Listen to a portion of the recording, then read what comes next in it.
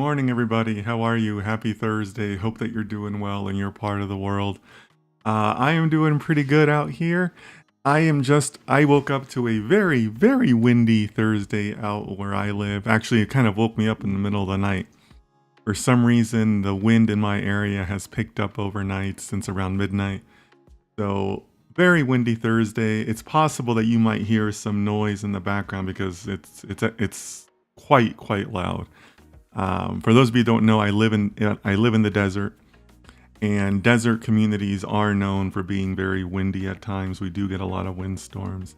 Luckily, there's not a lot of dust with this particular storm, but we are known for getting a lot of wind. As a matter of fact, you can see I started to go outside, try to take my dog out, and my hair got a little bit messed up.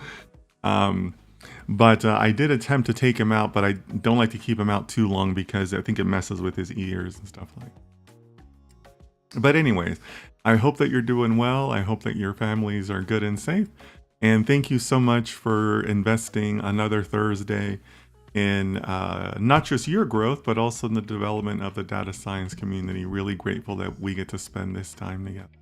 And it's amazing to me that it's already Friday. It's already in the week. I think I said Thursday earlier. I apologize.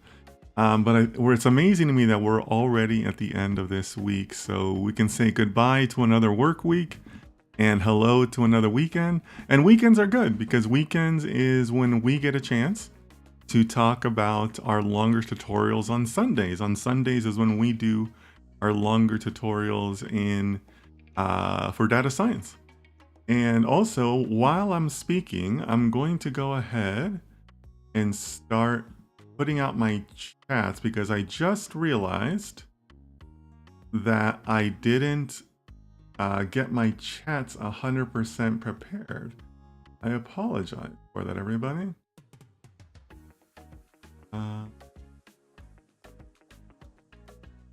There's just so many things to organize when I get these streams going. So many different things I gotta put together.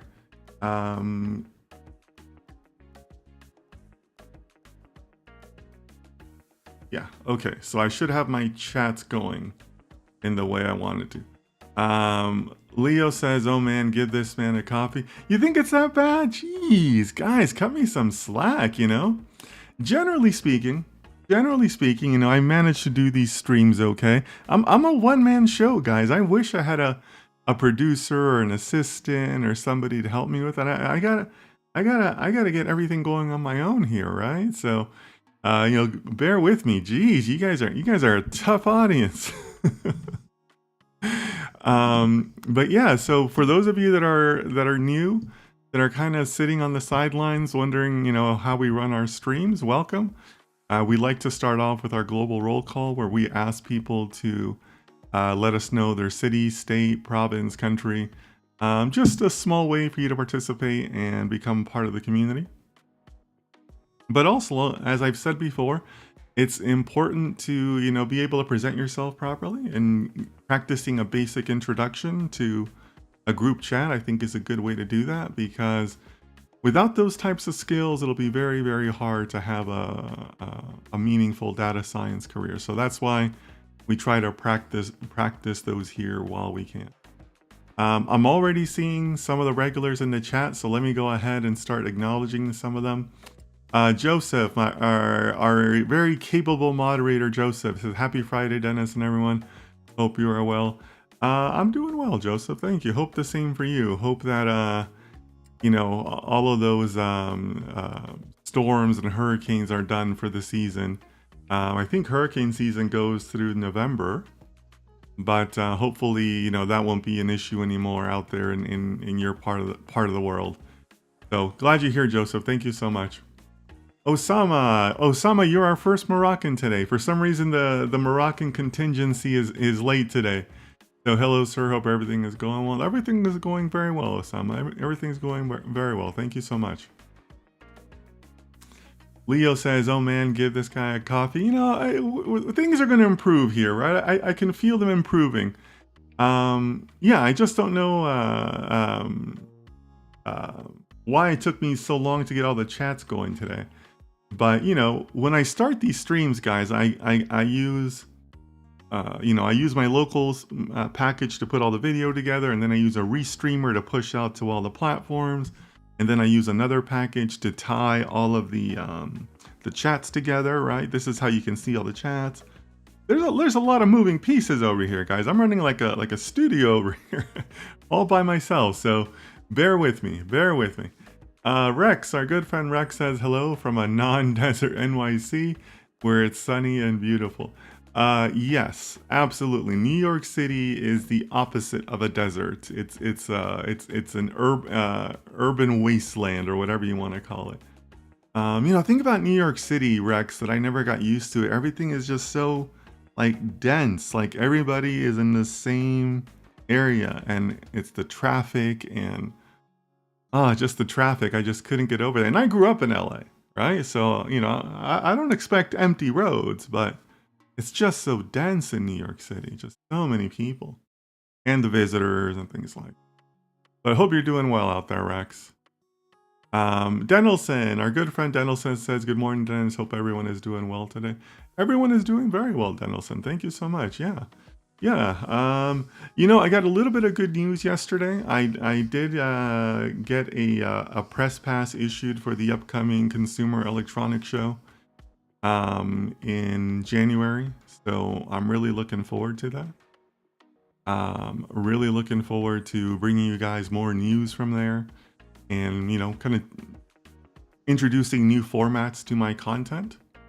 So yeah, it's been a good day in that regard. Yesterday was a nice little piece of news to get that. I had applied for the pass, and they're very strict about their rules.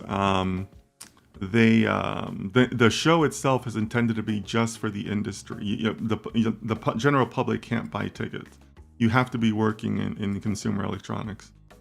But I did read the requirements for their press passes, and I was able to get one. So that was pretty nice. Excited to see how you guys will like that content, and see where we go from there. Rex says living in New York City is quite an experience. Yeah, it is. It is, Rex. Absolutely. I think you're born and bred there, from what you've told me. Let me know, Rex. Give us a little bit of your history with New York City. But it's just so many people. It's just so dense. Like to go out or to do anything, it's just so many people. And I realize part of that is because I really don't use public transportation. I like driving. So that probably adds a little bit more to that feeling of the density. But yeah, I don't know, I just couldn't get used to it. Yeah, Rex, just got trash coffee and my bacon, egg, and cheese on a bagel ready to shine. Okay. All right, cool. Yeah, if you guys don't know, sometimes when you see the New Yorkers talk, they'll talk about a BEC, a BEC, right? And if you're really outside of New York, you don't really know what that is, right? Even other people in the United States don't know what that is. So people overseas would definitely not know what that is. But a BEC stands for a bacon, egg, and cheese, as Leo here is pointing out. Very, very popular breakfast in New York. It's probably the regional breakfast for New York. But yeah, if you guys ever hear somebody talking about a BEC, that's what they're referring to. Lalman, our good friend Lalman says, hey, good evening from Nepal. Hey, Lalman, how are you? Hope you're doing well out there in Nepal.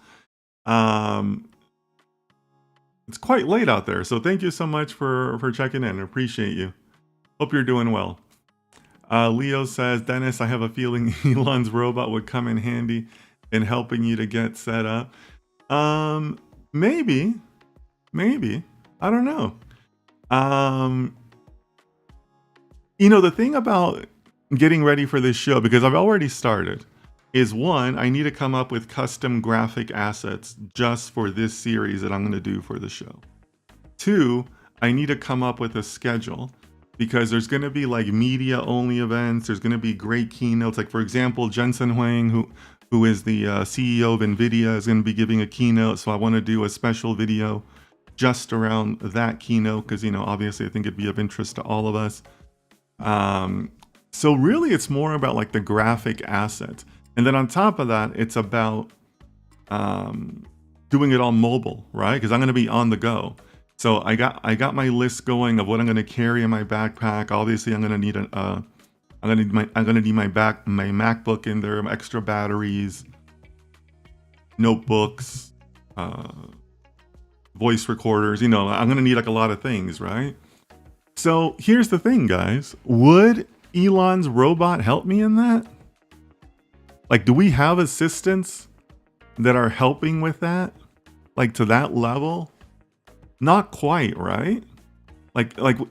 To get to that level, we'd be talking more about like the AGI side of things, right? Like the automated agents, right? Like, it would be nice for me to have like whatever, an interface for me to say, hey, I'm doing this big trade show.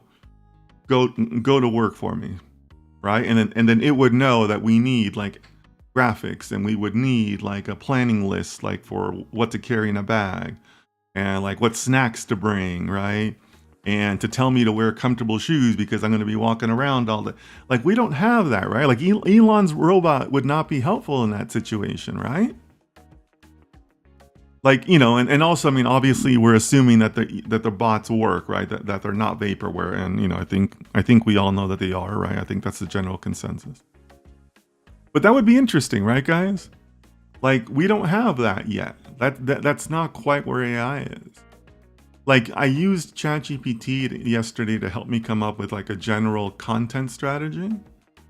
But, you know, one, you know, that's not promptless, right? I still have to come up with the prompts, so that's not really fully automated.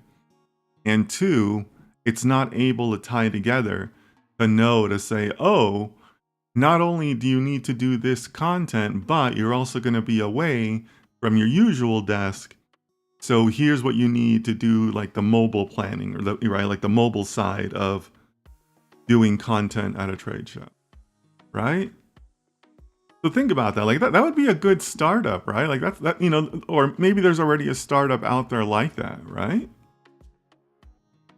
Like, how do you work it so that the AI, you know, the tool, whatever it is, I don't know if this is like a voice interface or a typing interface or whatever.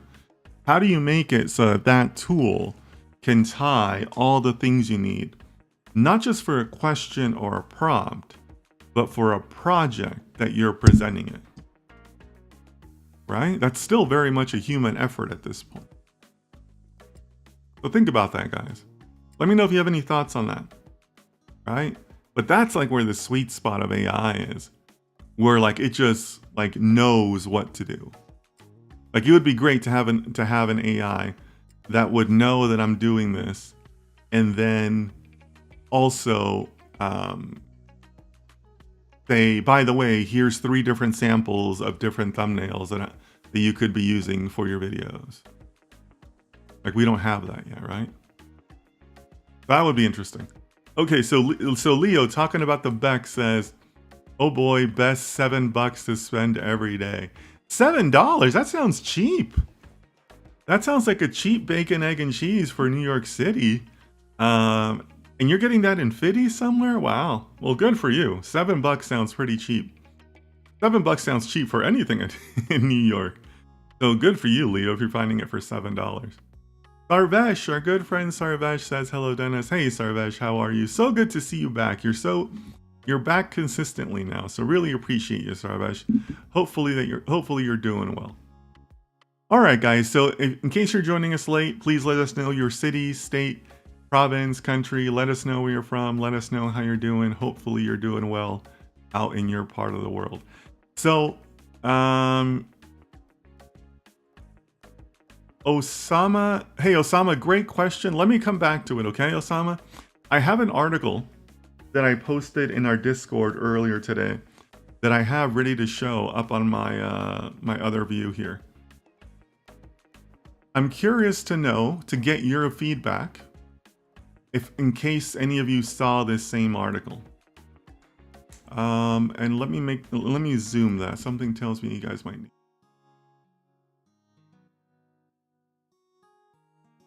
So as far as I know, this is the first federal probe that the US is doing into self-driving cars.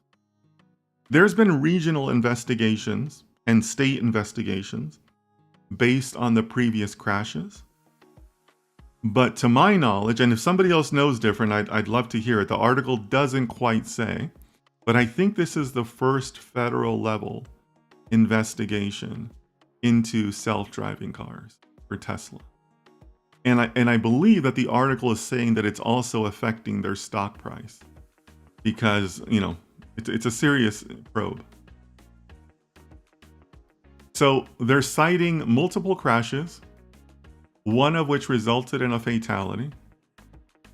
And more specifically, they are going to be looking at the ability to detect and appropriately respond to fog and other reduced visibility conditions. 4 crashes have been reported in such scenarios, so fog and low visibility, where FSD was engaged. So I'm assuming these are the 4 here. Model Y, Model 3, Model 3, pedestrian fatality, which unfortunately is terrible, you never want to see a fatality, obviously, right? And then model crashes, Rimrock, Arizona, Nipton, California, Red Mills, Virginia, and Collinsville, Ohio. So 4 different areas of the United States, which, some of you may or may not be familiar with. I'll give you some thoughts there. But this is the kind of stuff that catches my attention, right? Because when we talk about confusion matrices, about accuracies, about false negatives, false positives, this is it in action, right? And this is one of the reasons why I'm really not so bullish on FSD. Because as we've all acknowledged, as we've all talked about, mistakes are going to happen, right? Models are not perfect. Models aren't always able to be perfect. But in those false positives and in those false negatives, there's consequences, right? One consequence can be that you get a spam message in your Gmail inbox when you're not supposed to, right? There are still companies out there that actively work to defeat spam filters, and they're successful at it, right? That's a false negative, right? Spam making it into your inbox is a false negative. That still happens. But it's an inconvenience, right? Nobody dies because of a spam message in your inbox. But here, there are consequences. I mean, this particular article doesn't say, but, unfortunately there was a fatality, but there could have also been other serious injuries in these passenger car crashes, right? Just because it's not a fatality doesn't mean that somebody didn't go through a traumatic experience or some sort of significant experience, right? So I wanted to share this out because, this is the type of stuff that I think we should all be considering. Another reason why this stood out to me is because they're specifically citing fog and other reduced visibility conditions. Okay, so what does that mean for training? Well, it means that they don't have enough instances, enough occurrences of these cars in these conditions, right? Also, we were talking about desert communities and wind. Well, sandstorms happen in desert communities, right? We do have, today is not a sandstorm day, but we do have situations where highways have very limited visibility, or in some cases shut down, particularly in Arizona, where there's just too much sand blowing, so it's unsafe to drive. So think about that. If we're data scientists working on FSD, are we comfortable saying that the training hours and, which is also to say a lot of training video that we have for fog and that reduced visibility, Does that transfer over to sandstorms? Maybe, maybe not. Does that transfer over to like a heavy rainfall? You know how like there can be like heavy rain so much to the point where like your wipers can't keep up and it's basically reduced visibility because of the water. You know, I'm sure we've all driven in those rainstorms. Are you, the data scientist on the FSD team, comfortable saying, well, our cars handle fog okay, and that's reduced visibility, so they should also do okay in heavy rain and that visibility? Let me know. Let me know. Are you comfortable with that? Are you comfortable signing off on that? You sure about that? You sure about like, is that something that we're comfortable doing? Let me know. Give me some feedback in the chat. Because there might be situations where somebody asks you to sign off on things like that. You know, maybe not for self-driving cars, but hey, we tested this other kind of sorta related scenario, and we're kind of confident that it's going to do okay in this other scenario, but we just don't have the time to test it, or we don't have enough samples. Can you sign off on this? Are you willing to do that? A tough question, right? Rex says, I wonder how well the mitigating data imbalance techniques have done in these types of scenarios.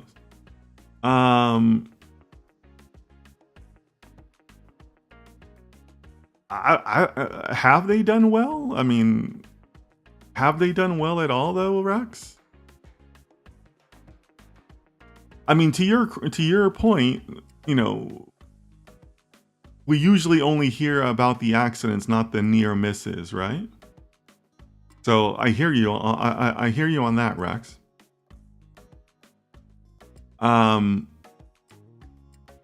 But should we have imbalanced data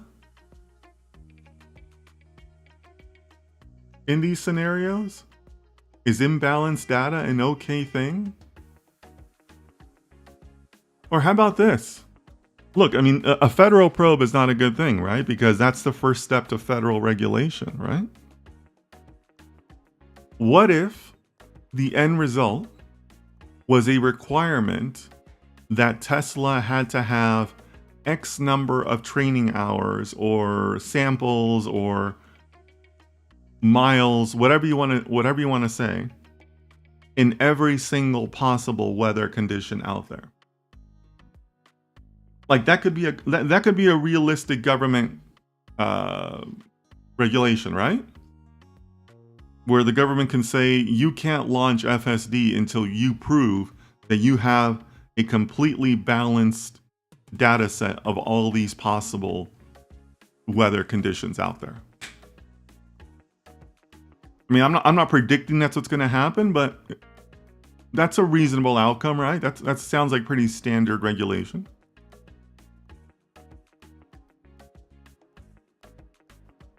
What do you think about that?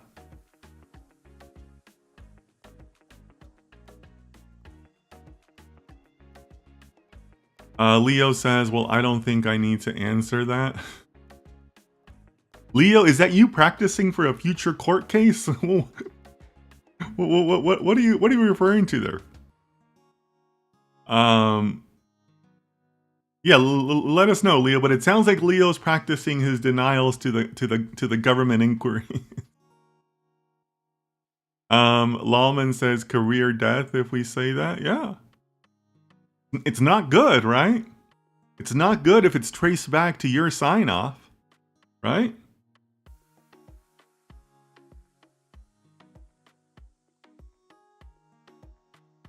Hey, Chandra, welcome to the chat. I think it's your first time. We do ask people to introduce themselves. Let us know your city, state, province, country, okay? You know, here's another thing that concerns me about FSD. And to me, this is one of their dirty little secrets. And I call out the Waymo people on Twitter about this because the Waymo people are the worst at this. They always run away when you ask them this.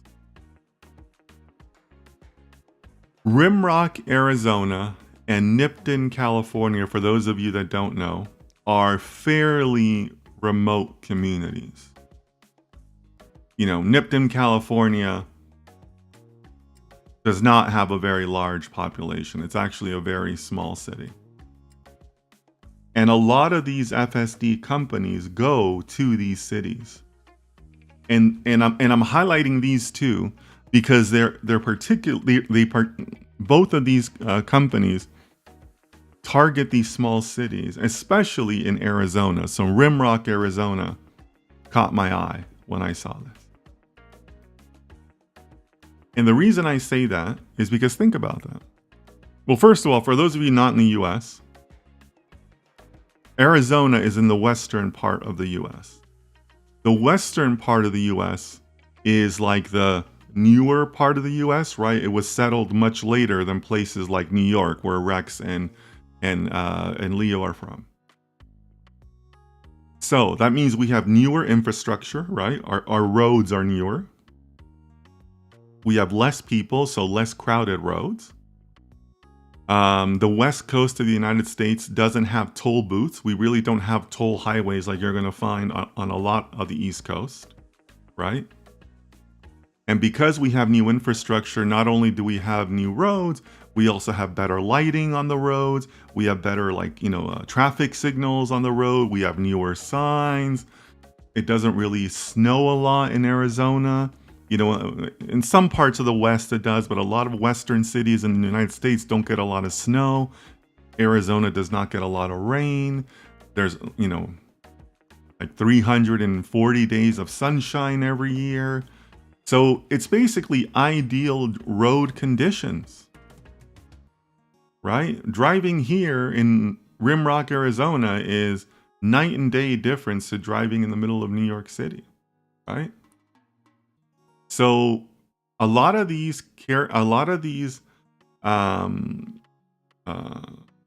companies, be careful, because Waymo, for example, will tell you, we have billions and billions of training hours built into our cars. Our cars are very safe. But if those billions and billions of hours are under ideal driving conditions, is that a good thing? Is that simulating the different things that can happen? Probably not, right? So as a data, and I'm saying that from a public safety perspective, right? That's how you end up with this, right? Because you can't simulate fog conditions in Rimrock, Arizona, where there is no fog. It rarely gets cold enough for that type of fog. Nipton rarely gets fog, right? So you're failing because you're in cities that don't simulate it, right? From a data science perspective, for us as data scientists, we need to be actively aware of that, right? We need to be actively aware of those imbalances in our data set and realize that, hey, we're creating, if we're relying on these training hours, these driving hours, then we ourselves are intentionally creating a data set that will fail. That will ultimately fail once you introduce it and you put it out there into more scenarios where it hasn't had the same experience, right? So I think there's lessons to be learned there, both on the consumer side of things as well as the data scientist design side of things. Okay? So let me look at some of the Arasia? No, Arasi. I think it's Arasi. Hey Arasi, nice to see you. I think it's your first time. Thank you so much from Lagos, Nigeria. Thanks for introducing yourself. Appreciate that. Leo says, not only data for weather conditions, but how the model behaves on different conditions on different roads. Also, what are the warranties that can handle latency? What is the warranty that it can handle latency in bad weather conditions? Yeah, Leo, you're bringing up two great points. So let's separate these out, because there are two good points here in Leo's statements here. One is also the road conditions themselves, right? Can you say that the car will handle fog equal or how do I want to state this? I guess what comes to mind is like the interactions of these conditions. Are you comfortable saying that you want to train the car for foggy conditions? Or do you want to make a difference between foggy conditions on uphills and downhills? Right? Kind of, maybe it makes a difference, right? Because to me, I'm thinking that the angle of lights, like, because assuming you're at night, right? Or, most people turn on their fog, turn on their lights in the fog no matter what time it is. But the angle of your headlights is different whether you're uphill or downhill, right? So are you comfortable just saying, well, we're just going to train the model to handle fog? Or do you need to have the slope of the road as part of your inputs, right? That could be an input, right? What is the slope you're on? That could be an input for your network, for your model. I'm assuming it's a neural network, but for your model. But then, to Leo's second point, well, didn't you just add another node to your model? An input node? And then as we discussed, that has an exponential effect on the number of calculations you're running, right? So now latency can become an issue. And, a car is in constantly changing conditions, especially at speed, right? I mean, what do they always tell you? That at 60 miles an hour, you're covering you're covering 100 meters in like no time, right? But a lot can happen in 100 meters as far as, like driving conditions, right? So, yeah, I mean, I like Leo's two distinct points there. Oh, okay. I said I don't think I need to answer because you guys know my position regarding FSD. Well, Leo, you know that I also share that position, right? So here's another thing we should be talking about. So every once in a while, we've talked about risks. But sometimes when you talk about risks, you're really talking about them from like an internal audit perspective, right? And that's very important to be concerned with those, okay? And there is something known as a reputation risk, right? There's multiple types of risks, but obviously, like for example, there's a legal risk here, right? Clearly, there's a legal risk. The people in these accidents are going to bring legal cases against you. Now you have a federal probe, right? So that's a legal risk. But there's also a reputation risk, right? So Leo is against FSD, I'm against FSD, but there's a lot of people who aren't, right? There's a lot of people who say, oh, that's crazy. Elon Musk will solve this. Of course, we're going to have self-driving cars, blah, blah. But what does this article do to that? Doesn't this article take away a little bit of that public confidence? Right? It kind of chips away at your reputation of your company and of you as a data scientist. Are you going to trust the next time somebody else out there says they have some sort of a self-driving whatever? What does an article like this do for your confidence in those self-driving semi-trucks that are supposedly around the corner, right? I think Elon has said they're going to be out there by 2026 or something like that. Are you more or less confident about those semi-trucks? Now it's the same problems with the models, but the truck is bigger, right? Maybe if the truck had been involved in these crashes, there would have been more fatalities. That's not good, right? So what then, right? There's a reputation risk here too, right? Because I get it. Some of you in the chat right now might be saying, "Oh, Leo's crazy," or "Dennis is crazy," right? You know, of course we're going to figure this out. But what if we don't? What if articles like this keep on coming? What if you find out that the pedestrian fatality was some little lady crossing the street? Because, you know, she was moving slower than the average pedestrian.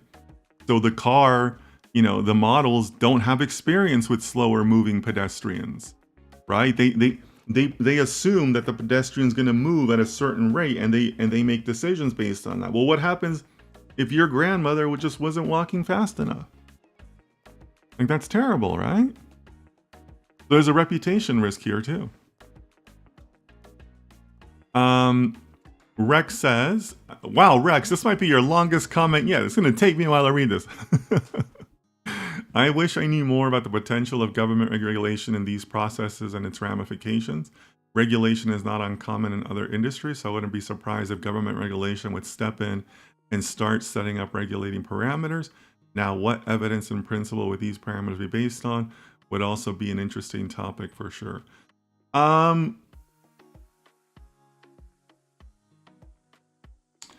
You know, Rex, I'm going to give you a little pushback here. I'm not sure if I'm 100% on board with your statements.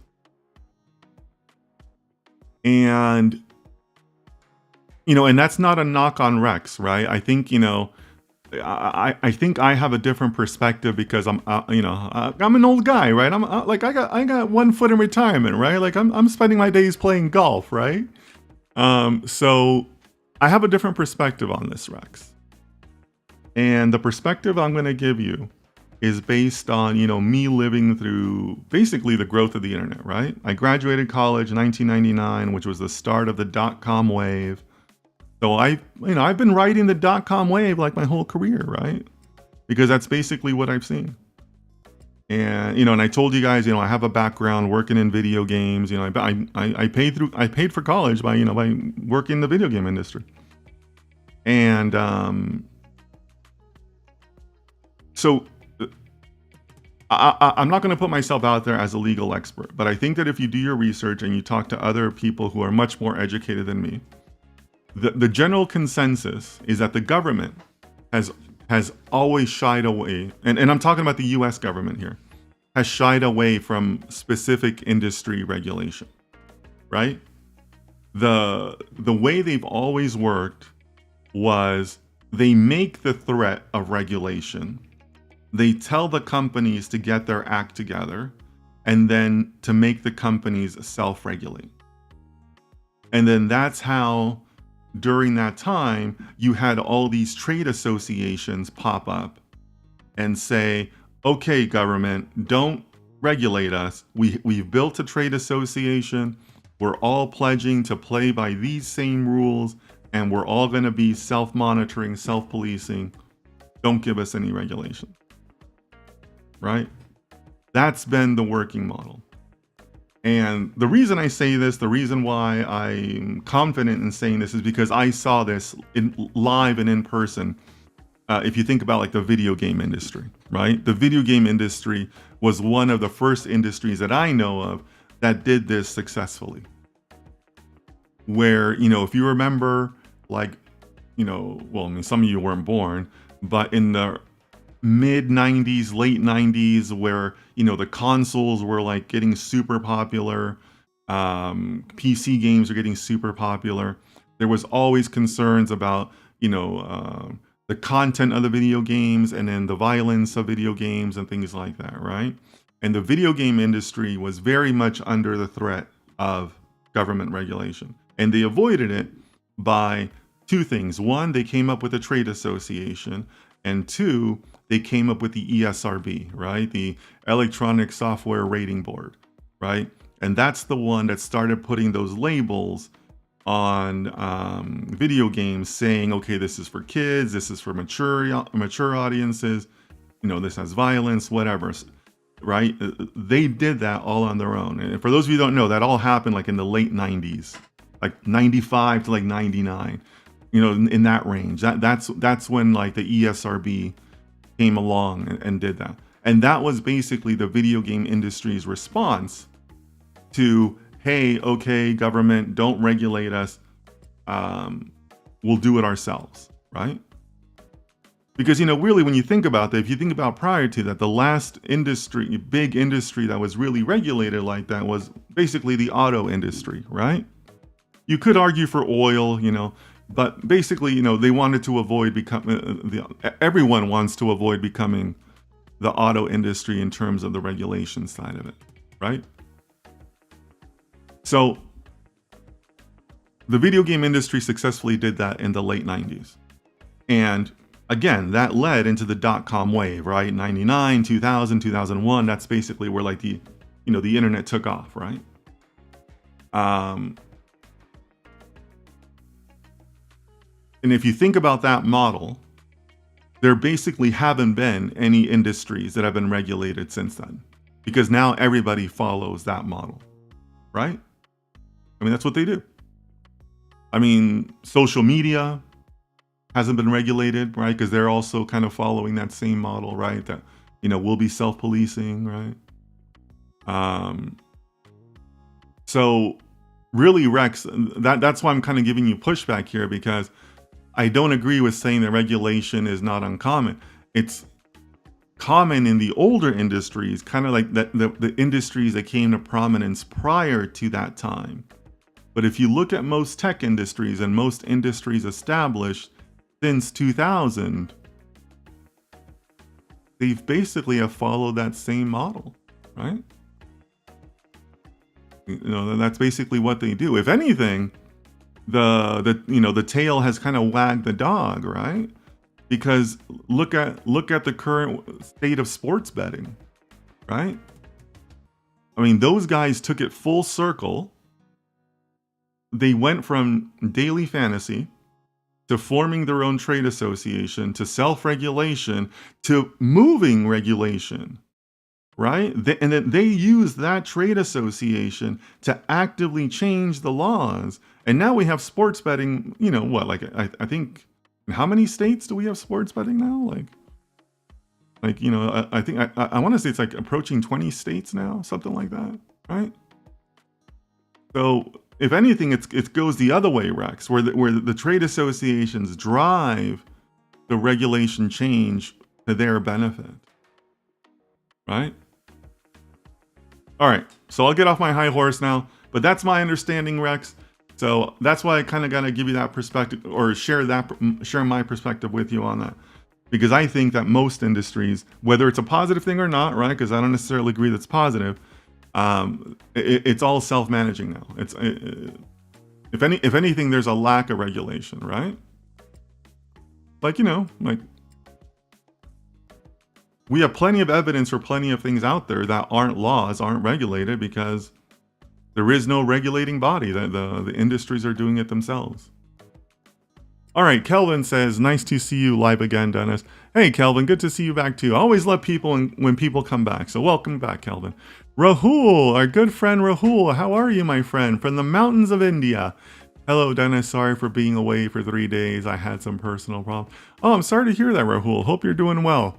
Hope you're doing well, you know, but we miss you, and, you know, we're here to support you if you ever want to reach out for help, Rahul, so hope you're doing well. Sorry about the typos, no glasses, and dyslexia kicking hard today. Oh, and I'm the one that needs coffee, huh? It sounds like you're a mess over there, Leo. Maybe you're the one that... Just kidding, Leo, but you're not doing too many typos. You're doing just fine. Leo is sending out his good wishes to Rahul. Yeah, Rahul, you have good wishes from all of us. Hope you're doing well, my friend. Yeah, Anthony, let us know where you're from, okay? We always ask people to introduce themselves. Okay, Anthony's from New Jersey. Okay, got it. Okay, so Anthony says, they should train AI on a rally cross track and high-speed race track. They should train AI in special operations driving and VIP protective operation, and they should train AI in the worst case natural disaster environments. That's very interesting, Anthony. Now, Anthony, are you saying that they should be trained for that usage? Or they should be trained for...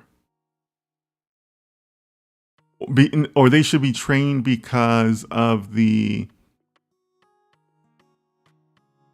extreme conditions those present, but still be put on the roads? Because I can see it both ways. One I'm on board with, the other one I'm not so on board with. So give me some more insight there, Anthony. Give me some more detail there. Yeah, no, I get it. It should be trained in that environment and pass it, but for use in that environment or for use on like public roads? Like, are you saying that we should be training for the most extreme cases? Okay, not just with cars, but with everything. Anthony, I don't know if I'm on board with that. And I'm going to tell you why.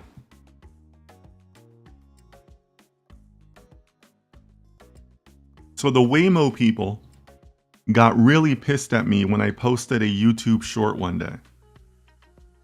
And by the way, in case you guys don't know this, but all of these companies, pharma, cars, oil, whatever, they all use bot networks to detect when somebody's speaking negative about them, right?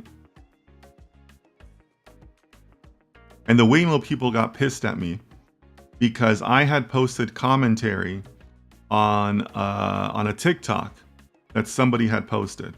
Maybe like, I don't know, maybe like 3 months ago. Maybe you guys saw it. It was very popular. It went viral on TikTok. There was a video of a Waymo car that was, you know, here's the main line of traffic, right? Going this way. It was a one-way street.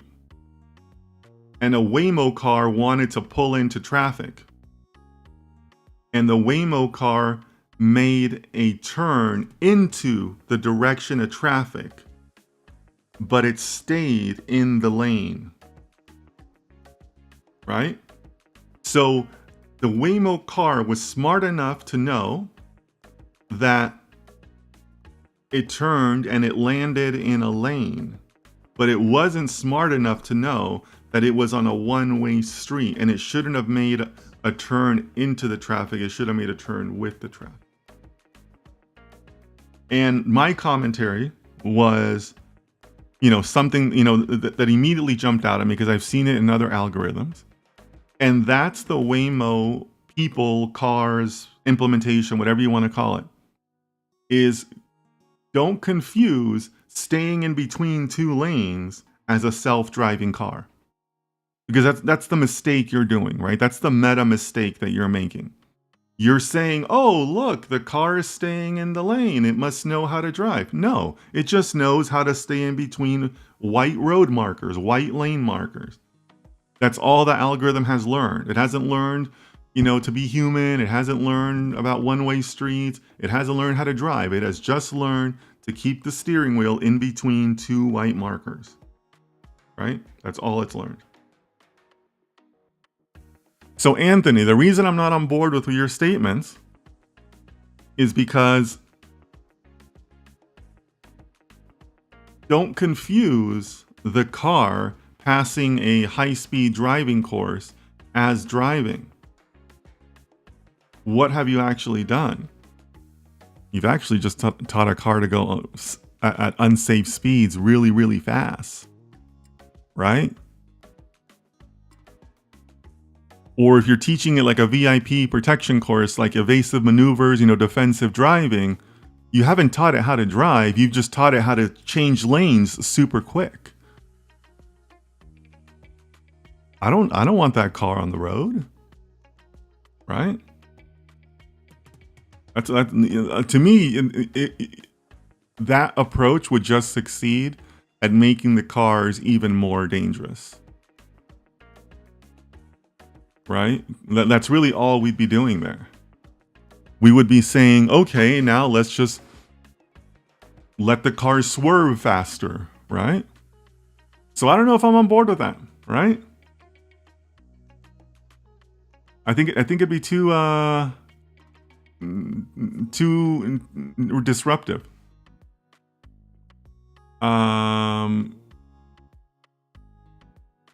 I think if Leo says, I think what he meant is they should perform well in extreme situations and environments. But again, Leo, don't confuse passing those tests with knowing how to do those items or those tasks. If the Waymo car really knew how to drive, right? It would know to make the turn with traffic, not against traffic. But the Waymo car just knows how to stay in between two lanes because it correctly identified a lane and said, hey, I can go over there. That's not good, right? So that's kind of like my premise, Leo, that just because it did pass like a high-speed course doesn't mean that you like taught it anything, right? So if anything, like I said, I think it would make it worse.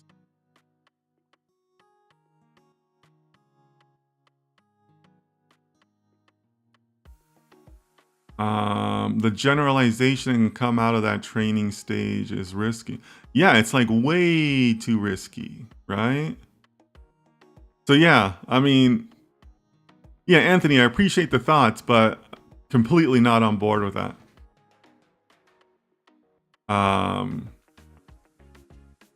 Anthony adds, AI needs to train all around, the super slow to the super quick. Yeah, sure. But what is that threshold, right? Like how much of that do you need? Because according to this article, we're nowhere near enough, right? And then also, to me, I think the hardest part too is that it's going to require like super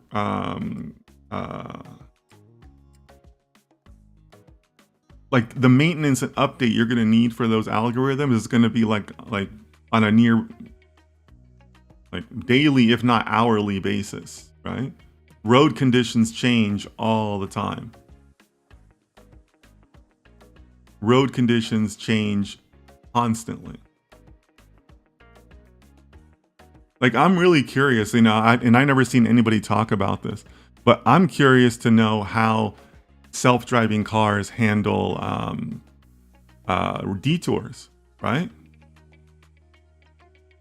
Your road, you know, let's just say you're driving from school to home or work to home, right? That's not always going to be the same route.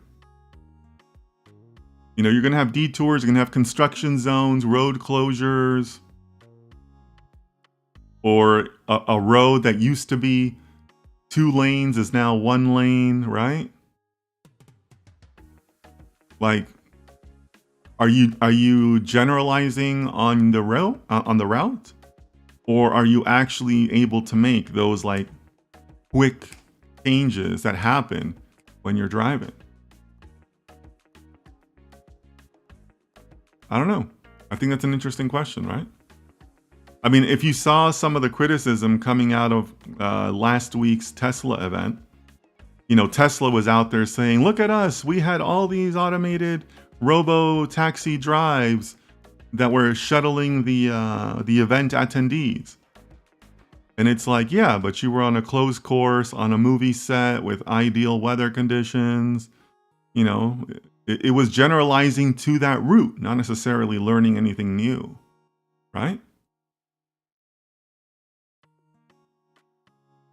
Leo says that's why we're not confident in FSD.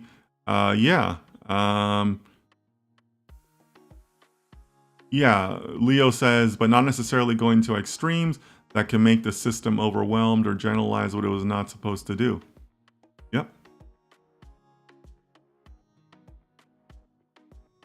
Hmm. So Anthony's saying that is what having AI be able to handle any extreme conditions before a training is what to work on now.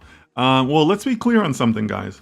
Just in case anybody is unclear on this, FSD is not AI. 100% not AI. It's machine learning, right? Machine learning and AI, not the same thing. So yeah, so let's clear up that misconception there if anybody else, has that with Anthony. But this is not AI. This is all machine learning. And also that's part of the problem, right? You're gonna have to forgive me on this. Somebody can definitely look this up and verify me. But if I remember right, an FSD is actually a combination of 5 machine learning algorithms, right? Because you need algorithms to read what's ahead of you, right? To read the road conditions. That's one. You need another algorithm to identify what's out there, right? I think that's a separate one from the first one. And then there's a predictive algorithm for what those things are going to do. So if the first algorithm tells you you have a cyclist to the right, there's another algorithm that predicts what that cyclist is going to do, right? So that's the third algorithm. The fourth algorithm determines your best action, right? So now I know that I have a cyclist over here, a red light coming up ahead, and I got a pedestrian over on that corner. I have predicted what all those things are going to do, right? The red light's going to stay red. The cyclist is going to slow down. The pedestrian is going to start crossing. Now, what is my next best action? That's the fourth algorithm. And then the fifth algorithm actually drives the car controls. Okay, I need a brake. I need to turn right. I need to turn left. So somebody can verify me on that. I got I read that a while ago, but it's actually at least 5 different algorithms, and it's all machine learning. It's not AI.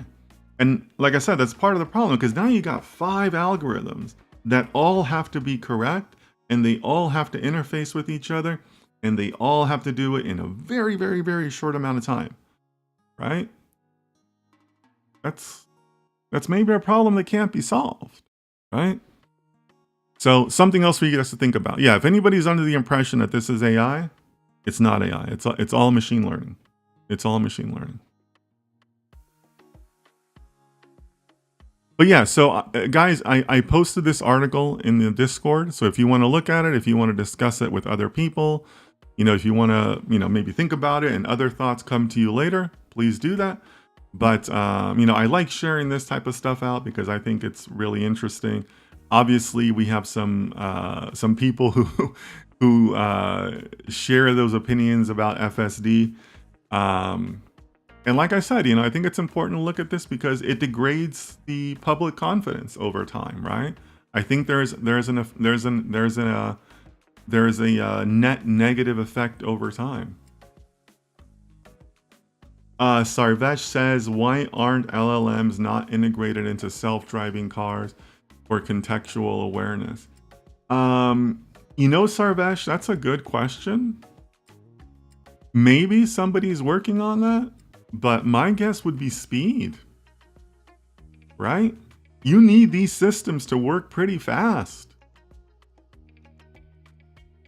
So my guess is that there's probably some sort of speed limitation out there.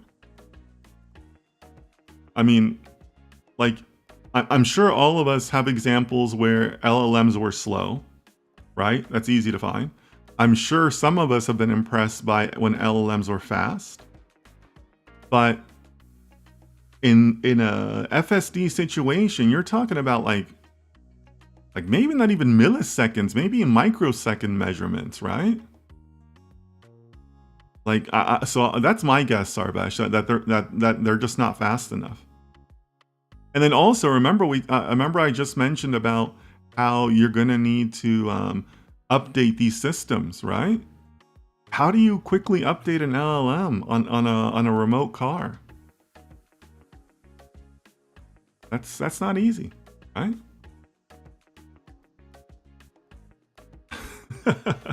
Leo says, Dennis, we could have an is AI or non AI moment in the show. That would be fun. That would be fun. That would be fun. I don't know.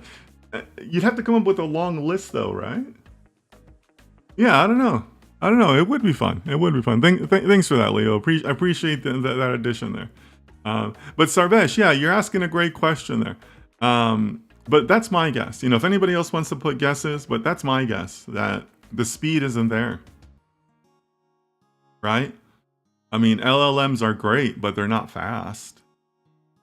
I mean, I don't think anybody's excited about the speed of LLMs, right? We're excited about LLMs because of the text generation and because of the number of questions they can answer, right? Because they're so broad, right? I mean, you can ask it for travel tips and you can ask it to create an image. I mean, it's a pretty broad tool, right? That's why we're impressed. But that's not speed, right? So that's my guess, Sarvesh. It's the speed. All right, guys. Thank you so much. Really interesting discussion. And thank you so much for the new people that joined us today. I know we had a couple of new people, so thank you for joining. Please keep coming back if you want this type of discussion. We have a pretty good community, pretty smart people here. So today we discussed an article. Other days I'll take questions. Sunday, don't forget, we're going to continue our tutorial series on creating a project from ground up. We have a contract in place. We have our agile planning in place. Now we're going to talk ideas. We're going to talk ideas and we're going to say, hey, what is it that we're building here? Let's build something. We're going to talk ideas, maybe even do some coding. Who knows? Maybe do some experimentation. Sometimes you have to do a little bit of experimentation to help out the ideas. Right? So that's what we're going to be doing next. Look forward to seeing you guys next time. I stream every day at 1500 GMT. But again, thank you so much for participating and take care of yourselves, take care of your families, and I'll see you next time.